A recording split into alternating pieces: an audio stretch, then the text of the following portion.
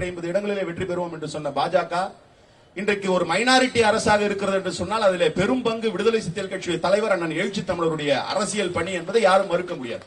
அது அந்த இந்தியா கூட்டணி உருவாகியதாக இருந்தாலும் சரி, நாடு முழுவதும் இந்த இவிஎம் தொடர்பான ஒரு விழிப்புணர்வை ஏற்படுத்தியதாக இருந்தாலும் சரி, அது அப்படித்தான். எஸ்ஐஆரை நாம் மட்டுமே எதிர்க்கவில்லை. இன்றைக்கு பாஜக அதிமுகவை தவிர அனைவருமே எஸ்ஐஆரை எதிர்த்துக் கொண்டிருக்கிறார்கள். எஸ்ஐஆரை எதிர்க்கிறோம் என்கின்ற நிலையில அவர்கள் எதிர்ப்பதற்காக சொல்லக்கூடிய காரணங்கள் உள்ளபடியே சரியான காரணங்களாக இருக்கலாம்.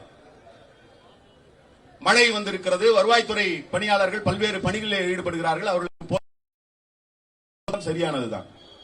அதே போன்று அவர்களுக்கு போதுமான பயிற்சி இல்லை என்பதெல்லாம் சரியானதுதான். ஆனால் இது மட்டுமே எஸ்ஐஆர் வேண்டாம் என்று சொல்வதற்கான அடிப்படை காரணமா? இல்லை. இந்த எஸ்ஐஆர் என்பதே பெயரளவிலே வாக்காளர் திருத்தம் என்று முன்வைக்கப்பட்டாலும் கூட இது குடியுரிமை தொடர்பானது என்பதை தன்னுடைய நுட்பமான அறிவின் மூலம் கண்டு அறிந்து இதனை உடனே நிறுத்த வேண்டும் என்று குரல் கொடுத்திருக்கக்கூடிய தலைவர் நம்முடைய தலைவர் அண்ணன் எழுச்சி தமிழர். இன்னும் கூட குறிப்பாக எலெக்ஷன் கமிஷன் என்று சொல்லப்படுகிற தேர்தல் ஆணையத்திற்கு இது தொடர்பான எந்த அதிகாரமும் இல்லை. ஆனால் குடியுரிமை தொடர்பான நடவடிக்கையை முன்னெடுக்கிறார்கள். சரி, இந்த எஸ்ஐஆர் பண்றாங்க, ஒரு சில வாக்குகளை அடித்து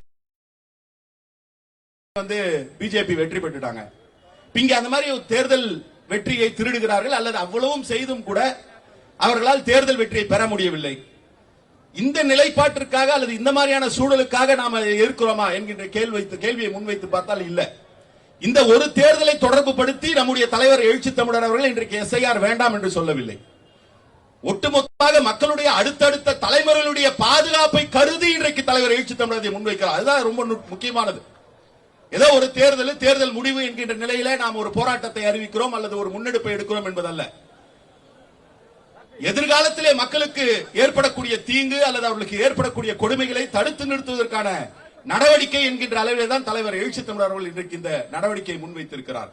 எஸ்ஐஆர் வேண்டாம் என்கின்ற அந்த நிலைப்பாட்டை முன்னெடுத்திருக்கிறார். இதற்காக முதலிலே வழக்கு தொடுத்ததும் விடுதலை சிறுத்தைகள் கட்சி தான், தலைவர் எழுச்சி தமிழர் அவர்கள் தான்.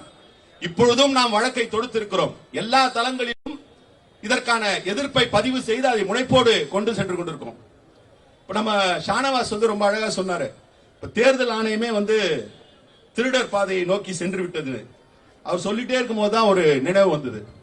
ஒரு பழைய பாட்டு, எம்ஜிஆர் படத்துல பட்டுக்கோட்டை கல்யாண சுந்தரம் எழுதின பாட்டு, திருடாதே பாப்பா திருடாதேன்னு. இப்ப நாம தேர்தல் ஆணையத்தை பார்த்து திருடாதே